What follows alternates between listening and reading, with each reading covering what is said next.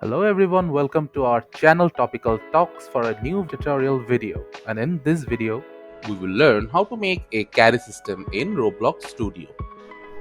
In order to add a carry system to your game, firstly open up Roblox Studios, then head to My Games.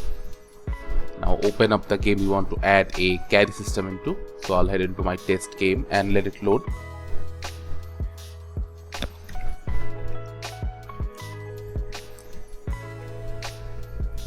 After the game loads, we'll head to the toolbox section and under Models tab, we'll search for carry system.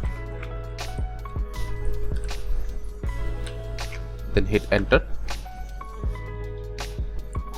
Now from here we can add any carry system script into our game or even objects. So I'll just add an object.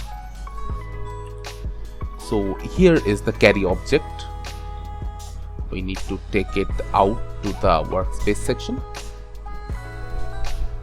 So now if we click on play and get into the game, we can test the carry system out. So in order to carry, we need to click on this box. So now as you can see, we are carrying this box. And now in order to drop the box, we'll just left click on the box again. And the box has been dropped. So this is essentially how you can add a carry system into your Roblox game.